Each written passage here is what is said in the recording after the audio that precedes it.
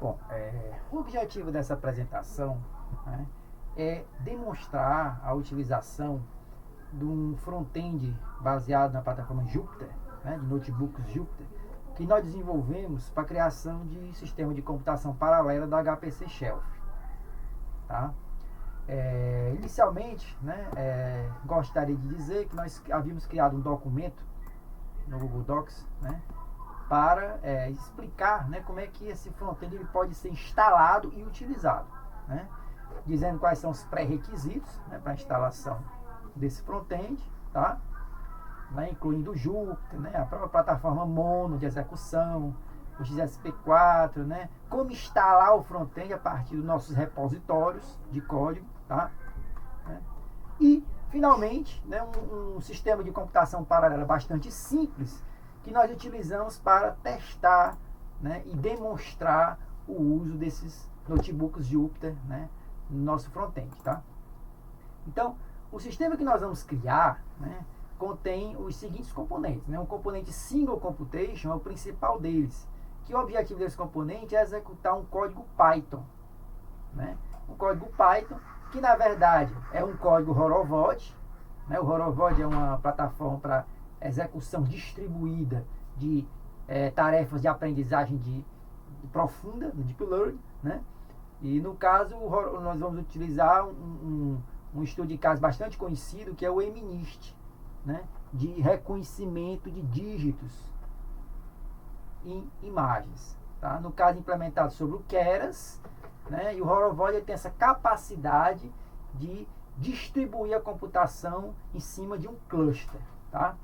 A plataforma Single Platform, né, que vai ser a plataforma de computação onde esse Single Computation vai executar, né, ela é composta por 4 instâncias T2 Medium, né, sobre a plataforma Amazon EC2. Né? Então, um dos aspectos importantes dessa apresentação é mostrar como é que a gente dispara, né, ou inicia computações sob clusters que são criados na plataforma Amazon EC2.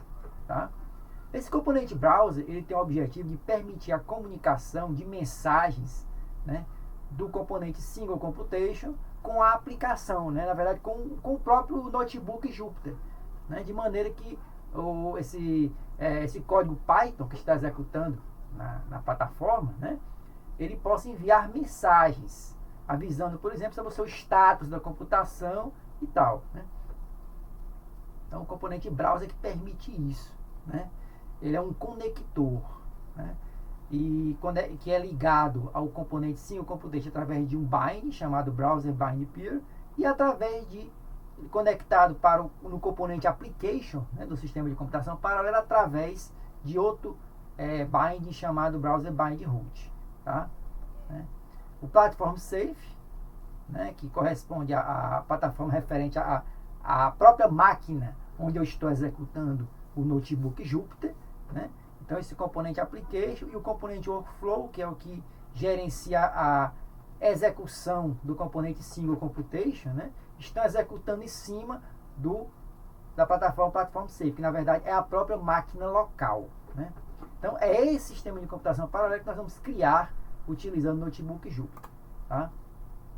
Então, vamos agora aqui, de uma maneira bem pragmática, né, abrir o notebook Jupyter, tá? Ressaltando que na instalação nós criamos 2 pastas, né, que é a pasta HPC Shelf Frontend, né, onde está instalado toda a parafernália, né, necessária para executar o front-end, né, no Jupyter. Tá? Uma outra parte chamada HPC Shelf Notebooks, onde você tem lá alguns exemplos de notebooks que nós temos utilizado, né, para testar essa plataforma, esse front-end, né, incluindo esse daqui, né, o que é o Testing Horovod, que nós vamos utilizar agora. Né? Note que dentro da pasta HPC Shelf Notebooks, nós temos ali uma parte chamada Keras MNIST, tá? Que tem justamente o código que vai executar, certo? Dentro da plataforma virtual, do cluster criado sobre a Amazon EC2. Então, você está vendo aí o código kerasmnist.mpy, né, que é o arquivo Python, né, que vai ser executado, né.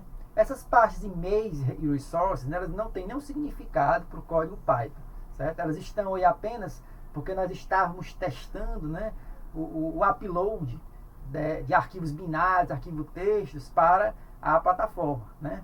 Mas na verdade esse estudo de caso ele utiliza apenas o código PY, né, o código Python, certo? Então vamos iniciar aqui o nosso notebook, né? Estão vendo aqui o notebook Jupyter, certo? Eu teria a opção de executar esses componentes na minha própria máquina local, né? Se eu quisesse fazer isso, eu executaria esse comando aqui, o backend local launch, né, que vai instanciar um backend na minha máquina local, na porta 8081, certo? E através desse backend, né, eu conseguiria, né, instanciar esses componentes na minha própria máquina, ao invés de utilizar a plataforma virtual da EC2, né? Poderia usar a minha própria máquina como uma máquina virtual, né? Ou eu instanciar várias máquinas virtuais na minha própria máquina local. Isso pode ser usado para prototipação, por exemplo, né? Antes de realmente você lançar uma computação na EC2 e ser cobrado pelos créditos, né, de estar utilizando lá o serviço, né? Então, no caso, o meu interesse é utilizar a EC2, certo? Então eu vou instanciar aqui um backend na plataforma EC2, né? Através do backend EC2 Launch, tá?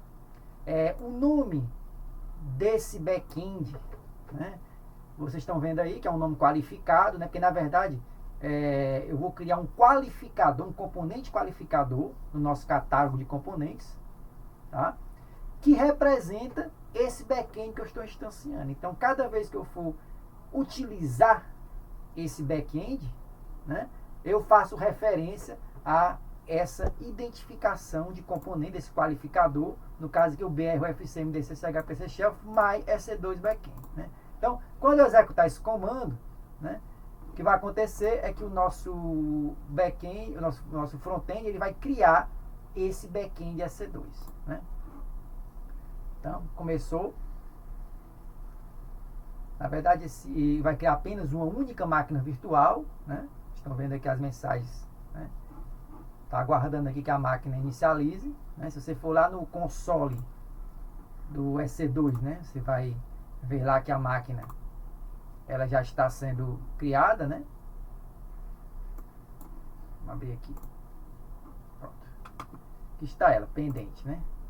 Está no status pendente, tá?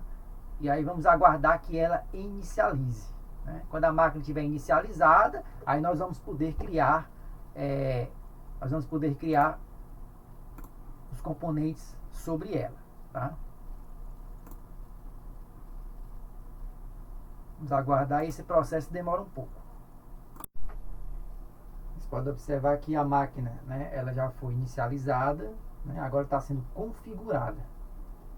E uma vez configurada, né, ela fica pronta para receber requisições de criação de plataformas virtuais, né, usando as minhas próprias credenciais, né, eu que criei, né, esse backend, né. Bom, finalmente, né, essa criação terminou, né, e o backend EC2 ele foi criado, né, lá nesse endereço aqui, né, que é o endereço público da máquina virtual, onde foi instanciado um serviço, né, que é o serviço backend EC2, tá?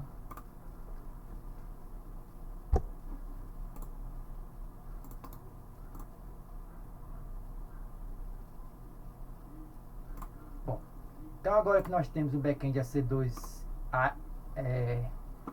funcionando, né, vamos agora criar um sistema de computação paralela, né? O sistema, quando ele é criado inicialmente, ele só tem dois componentes, é o componente application, né, aquele componente application lá, tá? E o componente workflow, né? O componente browser computation single platform, que são chamados componentes de solução, eles são criados posteriormente, né? Inicialmente apenas esses três componentes aqui à esquerda é que existem, né? Então vamos aqui criar esse sistema, né?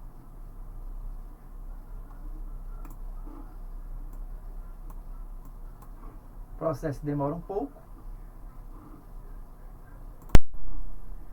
Nós precisamos até observar aqui, né, no serviço Core, né, que está executando aqui em outra tela, né, vale a pena dizer o seguinte, tá, que o serviço Core que nós estamos utilizando, ele está executando lá no nosso laboratório, o LIA, né, que é o Laboratório de Pesquisa em Computação, né, da UFC, tá? Então nós temos um cluster, né, nesse nosso LIA, nosso laboratório, tá?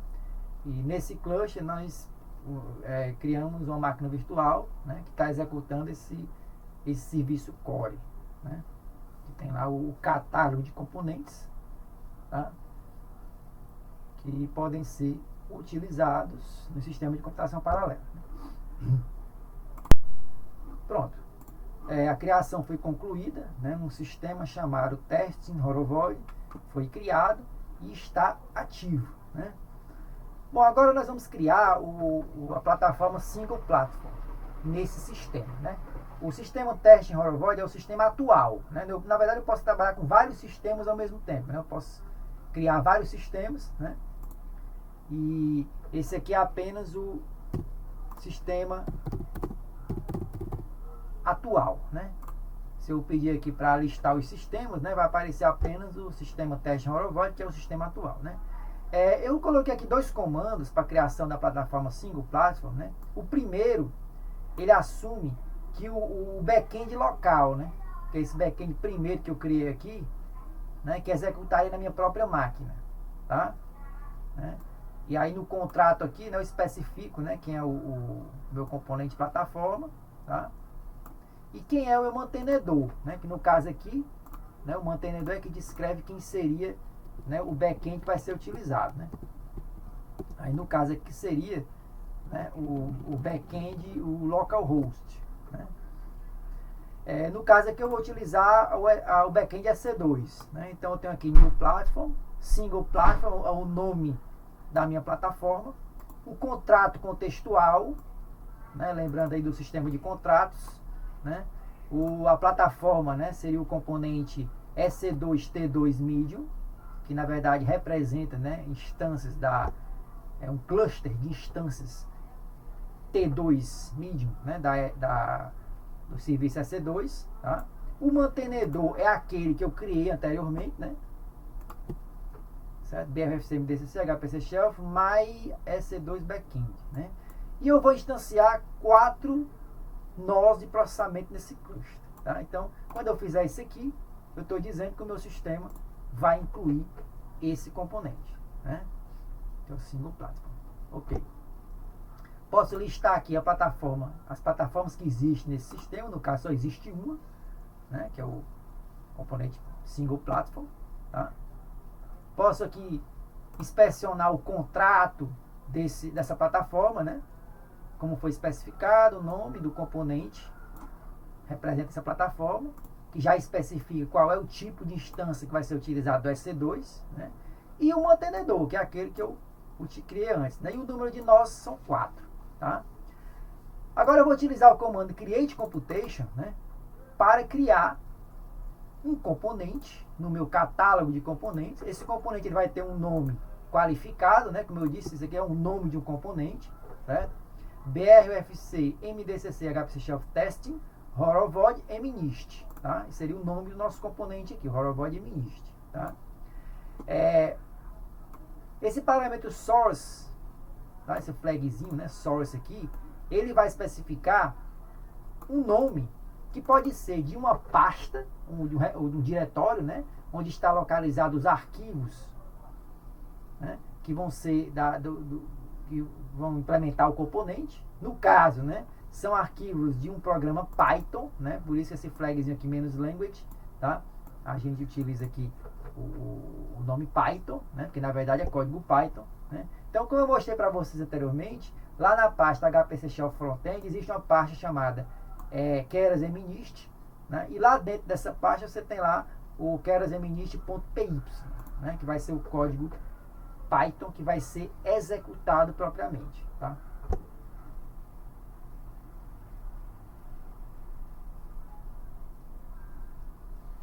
Então, vou executar aqui. Pronto. vai criar aqui esse componente no nosso repositório, né? Pronto, o componente foi criado. Agora eu vou criar o componente Single Computation, né? Com o seu contrato. Vamos já olhar o contrato utilizado, né? Vamos criar o componente Single Computation utilizando o comando New Computation. Pronto, o componente foi criado. Nós temos agora um componente de computação no sistema, né, chamado Single Computation.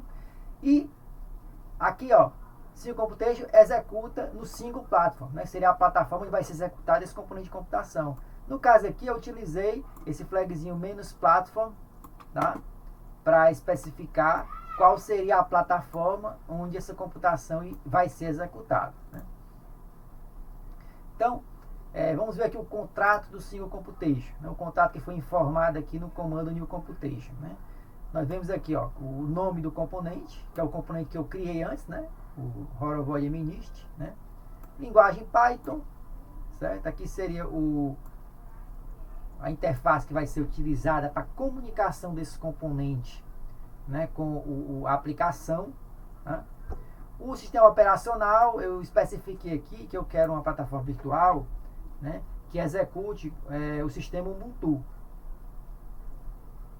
Tá? Que no caso, nossa implementação das plataformas virtuais na EC2, né, todas as imagens, né, que a gente utiliza para a criação dessas instâncias, né, elas são Ubuntu, na verdade. Né? E o número de nós 4. Certo? Alguns parâmetros aqui, tá, eles não são obrigatórios. Por exemplo, né, esse parâmetro Language Name aqui, tá, ele não é obrigatório porque esse componente Horovod MNIST, né, ele já é um componente Python. Então é redundante você dizer, né, requisitar, né, que ele seja um componente Python, porque na verdade o componente que você requisitou aqui já é Python. Né? É assim como também o tipo dessa interface de comunicação com a aplicação. O sistema operacional também é redundante, tá? Já que a plataforma já é Ubuntu. Tá? Então eu poderia especificar que isso aqui é um parâmetro livre, né? Deixando a cargo do próprio sistema de contratos contextuais, né? Na hora de selecionar a plataforma, dizer qual é o tipo de sistema operacional que vai ser utilizado, né? E também o node count, né? Porque na verdade eu já especifiquei na minha plataforma, né? Aqui em cima aqui, eu só vou utilizar 4 nós na minha plataforma, né? Bom, eu vou criar agora o componente browser, né? Então, só lembrando, né? Nós criamos já o Single Computation, o Single Platform, e vamos criar agora o conector browser, né? Pronto, foi criado. Então agora eu tenho um conector browser. Nosso componente browser, ele está executando em 2 plataformas. De acordo com o contrato do componente browser, certo? Ele vai executar em 2 plataformas, tá? Que estão especificadas aqui, ó, no final, né? A plataforma local, que é a plataforma server em máquina local, e a Single Platform, né? Na verdade, esse componente, como ele vai fazer a comunicação, né, entre o Single Computation e a aplicação, tá? E tanto a aplicação como a Single Computation estão executando em plataformas diferentes, né? Então o conector, ele na verdade está instanciado nas 2 plataformas, através das suas chamadas facetas, né? Que aí é um conceitozinho lá da HPC Shelf, que não vale a pena a gente falar em detalhes aqui, né? Mas o componente browser tem 2 facetas. Uma que vai ser instanciada no Platform Safe, na máquina local, e outra que vai ser instanciada na plataforma Single Platform. Tá? Isso aqui está especificado, ó, quando o conector é criado, né? Aí aqui está dizendo, né, que a faceta 0 está na máquina local e a faceta 1 na Single Platform. Tá? Que o contrato do browser especifica apenas qual é o tipo de conector que eu vou utilizar, né, que é um conector que nós criamos para conexão de programas Python, né, com a aplicação. Bom, agora eu vou criar o binding, né, entre o conector browser, tá, e a aplicação, né, que é esse conector, esse binding aqui browser, binding root. E também o outro binding de serviço, né, que é o browser bind peer, que liga o browser ao componente Single Computation na faceta, né, ligada à plataforma Single Platform, né? Então vamos executar aqui, pronto, né?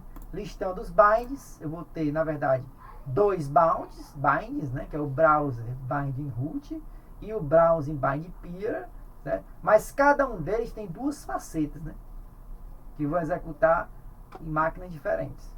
Aliás, não, estou enganado aqui, desculpa, né? Aqui está um pouco redundante, né? O browser binding root ele está executando na plataforma Safe e o browser binding peer está executando na Single Platform, né?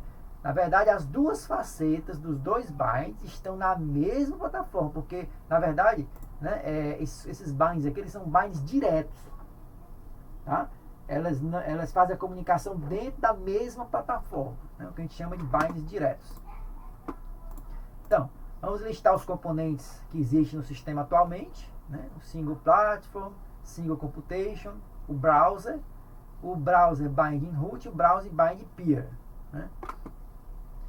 Bom, o sistema está todo criado, né?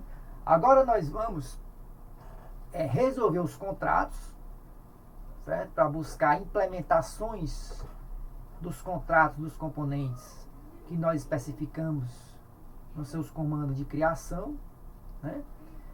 Depois, implantá-los nas plataformas, instanciá-los e, finalmente, executar o programa, né? São as operações que nós chamamos de ciclo de vida do componente, né? Então, primeiro eu vou resolver o contrato do componente Single Platform,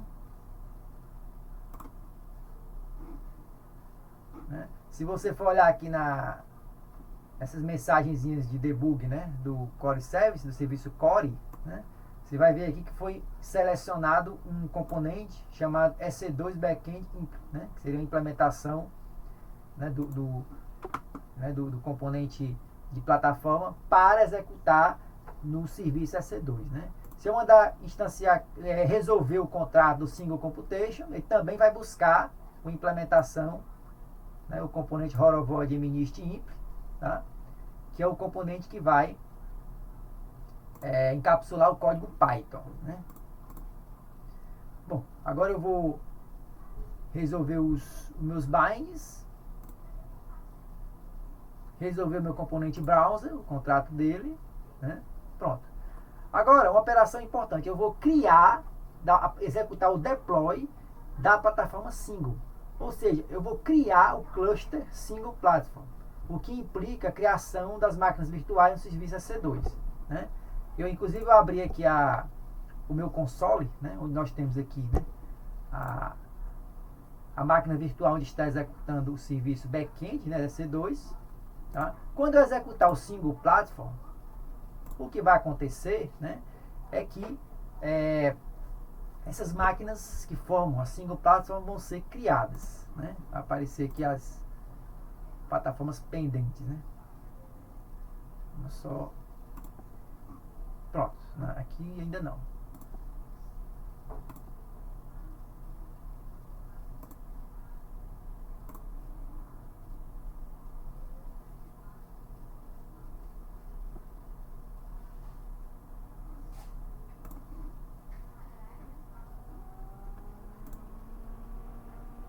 Pronto, aqui, né, no caso são 5 máquinas virtuais, tá? São 5 máquinas virtuais. Uma vez, cadê a quinta? Tá aqui a quinta, né? Uma vez, tá? Que se eu requisito um cluster com N máquinas virtuais, né? N nós de processamento, na verdade vão ser criados N mais um nó de processamento, porque um deles é o chamado nó raiz, que é ele que faz a comunicação, né, externamente ao cluster, né? Ao contrário da EC2, onde cada uma das plataformas criadas, né, cada uma das máquinas virtuais, elas possuem um IP público. Isso não é possível em outras infraestruturas que nós também testamos, né, como a nuvem do Google, né? Na verdade, a gente não precisava de alguns requisitos para a gente poder criar, né, todas as IPs públicos para todos os nós virtuais, né? Então, por isso que foi necessário a gente restringir a comunicação com o meio externo do cluster, né, através de um único nó, né, que é esse nó adicional criado, né? Que não interfere na computação, né? Como se fosse o nó de administração de um cluster. Bom, esses nós estão sendo instanciados, inicializados, né? A gente pode até, se eu quiser, por exemplo, acessar o meu back-end, né, para ver o progresso, tá? Eu poderia entrar no console, acessar meu serviço back-end.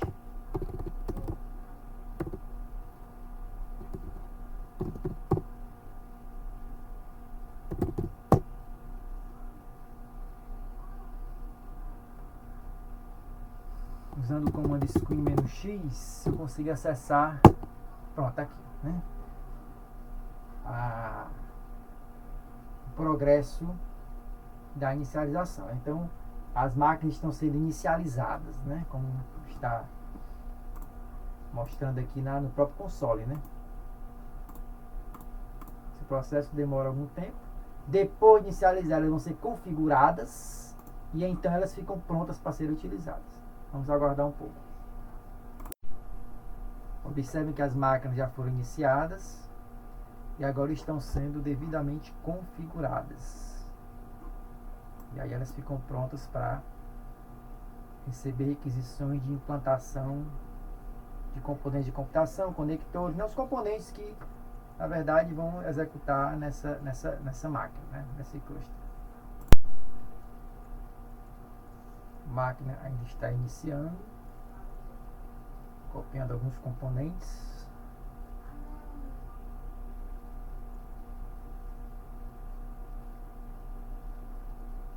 São, na verdade, os componentes do próprio componente plataforma, né? Que está sendo, é criada a máquina virtual e depois esses componentes relacionados ao próprio componente plataforma são implantados na máquina, né? Bom, finalizou aqui o processo, né? O componente Single Platform foi implantado, né? Agora vamos implantar o componente Single Computation, obviamente em cima da Single Platform, né? Na verdade, o que vai acontecer aqui, tá? Como é um código Python, né? Ele vai ser sempre apenas copiado, né? Para a máquina alvo, tá? Em um local onde ele vai ficar pronto para ser executado. Se fosse um código C ou C++, ele seria compilado na máquina, né? Possivelmente até utilizando, né, flags de otimização, né? E de maneira a gerar um código mais eficiente em cima daquela máquina, tá? Então, deploy Single Computation. Vamos aguardar aqui a implantação desses componentes, né? Uma coisa que é possível fazer é nós acessarmos, né, a própria máquina virtual, o nó raiz do cluster, né, para ver o progresso da execução dentro do próprio cluster, tá? Então vamos aqui buscar a máquina root, né? Atualmente nós não temos um meio de saber exatamente qual é a máquina root. Eu olho pela data de criação, né? A que foi criada mais cedo, né? É aquela que é a root, né? Que é a primeira criada, né? Depois a gente pretende melhorar isso, né? Permitir que o usuário ele tenha acesso às informações dele mais simples, né? Se possível até disparar o terminal de dentro do próprio notebook, né? Quem sabe? Vamos ver aqui, 46. É isso aqui, né? Vou lá conectar nessa máquina. O usuário é um Ubuntu e você tem que fornecer o arquivo de credencial, né? Senão você não vai conseguir entrar na máquina. Existem dois serviços que executam no nó raiz do cluster.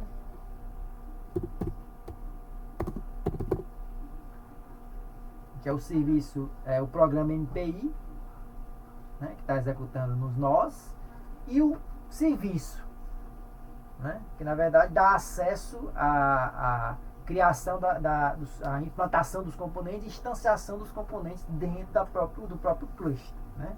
É o serviço que o cluster oferece para que a gente possa executar operações sobre ele. E no caso aqui eu vou querer observar a execução do programa MPI, tá? O que me interessa desse momento, né? Tá aqui, o programa MPI foi inicializado. Você sempre vê muitas mensagens de debug, né? Na verdade, o sistema está sempre sendo testado atualmente, né? Um protótipo. Tá? Bom, o componente já foi instanciado, todos os componentes, tá?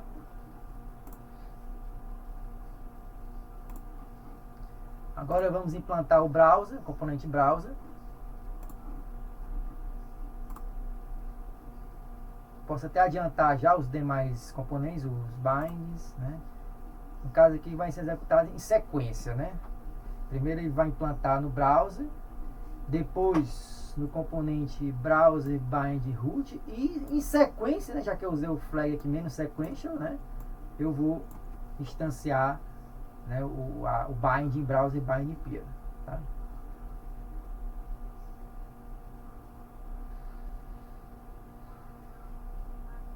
O que você está vendo aqui são as mensagens do serviço core, né, que ele que recebe as requisições do front-end e repassa para as plataformas, né? Na verdade, quem faz a chamada, né, aos serviços da plataforma é o próprio core. Pronto, agora eu vou instanciar meus componentes.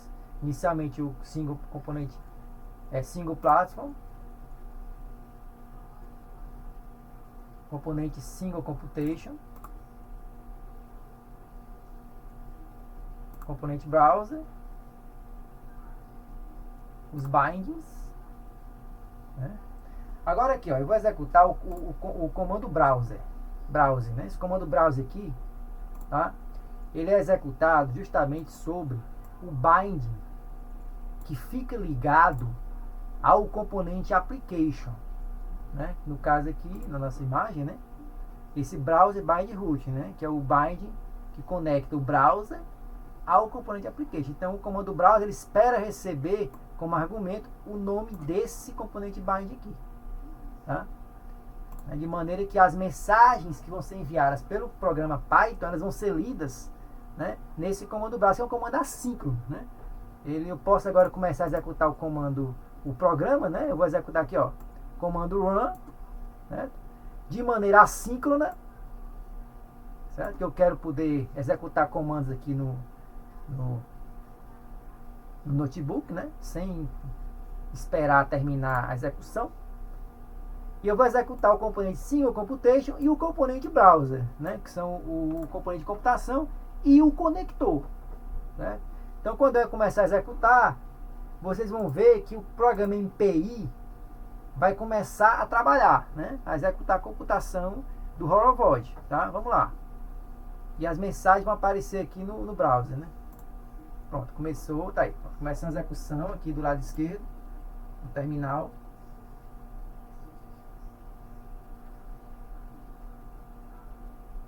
Daqui a pouco a execução começa. Pronto, começou, né? Isso aqui já é o código Python executando, essas mensagens aqui, né? Isso é inicializando as bibliotecas de Python, né, de acesso ao CUDA e tal, nem muito embora essa plataforma ela não tenha GPU, né? Na verdade vamos executar essa aprendizagem aí do MNIST, né, utilizando uma máquina sem GPU, tá? Já aparecem as mensagens aqui no browser. Pronto, começou, né? Veja que as mensagens que o programa Python enviou, né? A computação está iniciando aqui, tá? Pronto, começou, né? Então assim, é uma possibilidade que o usuário tem de acompanhar a saída do terminal do programa MPI na própria plataforma, né? Ele vai lá no seu console, né, e entra no terminal e pode ver a saída do programa, né? Mas também tem a possibilidade do componente ele enviar mensagem através do browser, do notebook, né? Então é uma interface que com o tempo a gente pretende evoluir, né? De repente permitir, né, até a comunicação de imagens, né, que possam da aplicação para o próprio notebook Jupyter, né? Não apenas mensagem de texto, tá?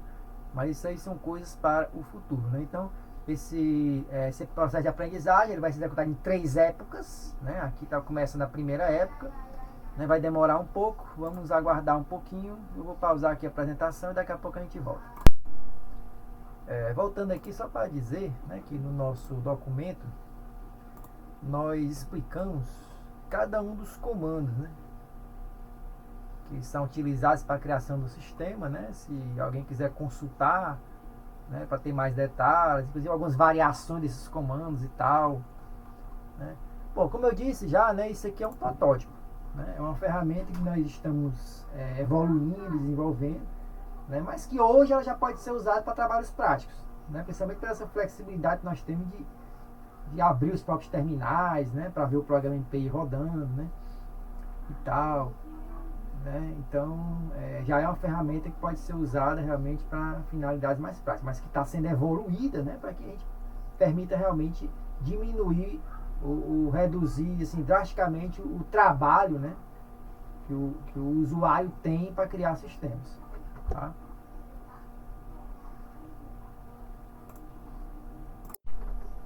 Outra coisa importante ressaltar é que esse é um sistema bem simples, né? Que tem só um único componente de computação, uma única plataforma, mas na realidade você pode criar várias plataformas virtuais, né? Aqui é um sistema multi-cluster, né? E esses clusters podem estar instanciados em diferentes infraestruturas de computação, né? No caso, quem está usando a Amazon EC2, né? Mas também, como eu falei, você pode usar o seu próprio computador, né? Com um back-end para criar plataformas virtuais, né? E poderíamos criar também backends para outros serviços, né? Como Google, Microsoft, né? Eu soube também que tem um sistema IaaS da Huawei, né? Então hoje em dia você tem uma grande variedade de serviços IaaS que poderiam ser incorporados em cima da HPC Shelf, né? Inclusive até utilizando os contratos contextuais, né? Você poderia, uma aplicação, ao requisitar um componente, né, ela poderia estabelecer, requisitar certos tipos de recursos, como GPUs ou FPGA de certos modelos que são utilizados pelos códigos que se deseja executar, né? E na verdade o próprio sistema de contratos ele vai buscar dentro das infraestruturas disponíveis aquelas que possuem perfis de plataformas virtuais que contêm esses recursos, né, que suporta esse tipo de GPU, esse tipo de FPGA requisitado pela aplicação, né? Então existe uma série de coisas, né, que podem ser feitas, né, em cima dessa plataforma, né, que um exemplo simples aqui ele não vai ser capaz de demonstrar, né? Nós estamos sendo aqui bastante pragmáticos, né, para mostrar realmente a coisa funcionando, tá?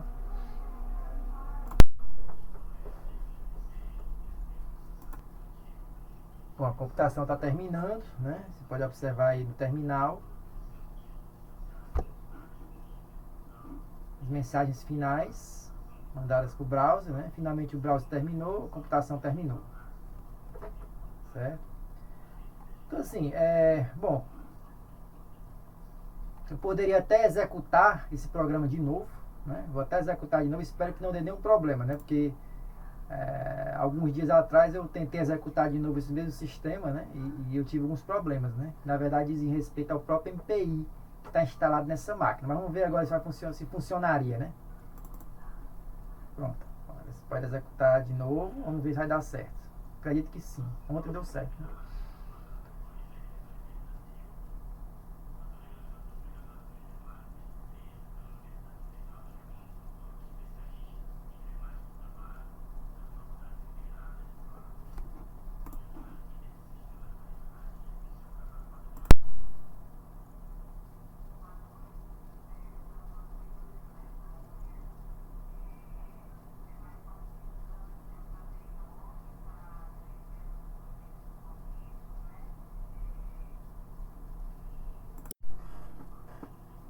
Pronto, né? O programa voltou a executar, né, pela segunda vez. Vamos aguardar aí a finalização.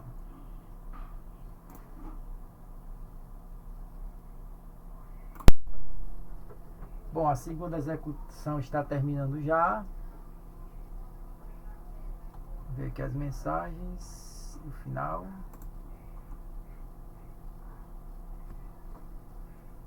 Concluindo.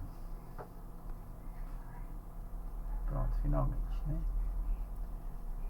O comando release, né, é um comando que permite o que seria o contrário da operação de deploy instantiate do componente, né? Então, por exemplo, se eu executar um release na single platform, né, ele vai destruir as plataformas que foram criadas, né? Só acompanhar aqui as instâncias.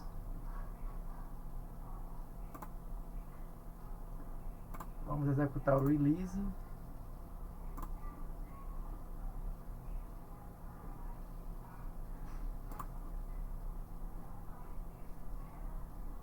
Acho que... Pronto, exatamente. As máquinas foram destruídas, né? Aqui eu vou terminar o sistema. Um errinho aqui, a gente tem que olhar o que aconteceu. Mas na verdade, para você terminar o sistema, você teria que aplicar o release sobre todos os componentes que você criou, né?